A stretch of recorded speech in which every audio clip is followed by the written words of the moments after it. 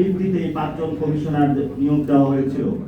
সেই কমিশনাররা তাদেরকে কমিশনার না করে দলীয় চেয়ারম্যান, দলীয় ভাইস প্রেসিডেন্ট, দলীয় সেক্রেটারি এভাবে যদি আমরা বলতে পারতাম তাহলে হয়তোবা তাদের সাথে অনেক বেশি মানানসই হতো।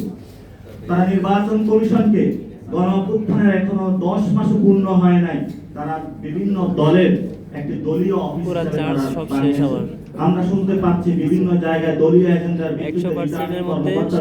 দেওয়া হচ্ছে।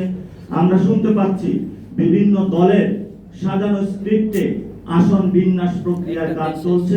আমরা শুনতে পাচ্ছি বিভিন্ন দলের স্ক্রিপ্টে তারা সীমানার পুনর্বিন্যাস করার প্রচেষ্টা চালাচ্ছে। আমরা তাদেরকে বলবো, সময় আছে, ভালো হন, সময় গেলে আপনাদের সেই সুযোগ আর পাবেন না। আমরা দেখতে পাচ্ছি যেমনি ভাবে বাংলাদেশের এই গণ অভ্যুত্থানের পরে অনেকে পরিবর্তনের আকাঙ্ক্ষায় নিজেদেরকে অংশগ্রহণের সুযোগ সৃষ্টি করেছে, অনেকে অপেক্ষায় আছেন। সেই ক্ষেত্রে আমরা দেশপ্রেমিক যে ফোর্সেস গুলো রয়েছে এবং আর্মি, বিজিবি, র্যাব, সেনাবাহিনী সেখানে যারা অবসরপ্রাপ্ত রয়েছেন, বিশৃঙ্খলার উদ্দেশ্যে নয়, যদি ভালো নিয়োগ থাকে আপনারা সিভিল ফর্মেশনে অংশগ্রহণ করুন। আপনাদেরকে আমরা অনুরোধ জানাবো যে দেশ পরিবর্তনে আপনারা অংশগ্রহণ করুন, কারণ আমাদের সামনে বিভিন্ন জায়গায় এখনো বিভিন্ন কলা প্রক্রিয়া কৌশলে ৭১-এর রক্ষী বাহিনী এখনো বিভিন্ন জায়গায় সক্রিয় হচ্ছে। তাদেরকে আমরা কিভাবে প্রতিহত করতে হবে, সমাজ থেকে তাদেরকে বুঝিয়ে আমাদের মেইন স্ট্রিমে নিয়ে আসতে হবে। সেই ক্ষেত্রে আমাদের বড় একটি প্রক্রিয়ার মধ্য দিয়ে যেতে হবে। সেই ক্ষেত্রে আপনারা অংশগ্রহণ করবেন।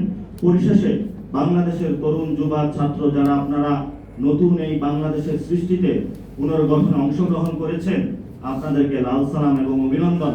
ভবিষ্যৎ পথযাত্রায় অনেক কষ্ট হবে, পকেটে টাকা থাকবে না, পায়ের মধ্যে জুতা থাকবে না, কপালের ঘাম পড়বে, কিন্তু আমাদেরকে এগিয়ে যেতে হবে।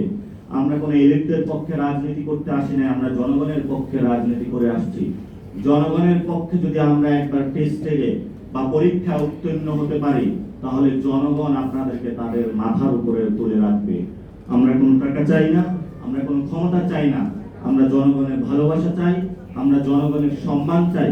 সে সম্মান, ভালোবাসা একটি সংস্কার প্রক্রিয়ার মধ্য দিয়ে আগামীতে যে নির্বাচন হবে, সেই নির্বাচনে জাতীয় নাগরিক পার্টি সে সম্মানের অভূতপূর্ব মিলন ঘটবে, সেই প্রত্যাশা রেখে আমি আমার বক্তব্য শেষ করছি। ধন্যবাদ। আসসালামু আলাইকুম।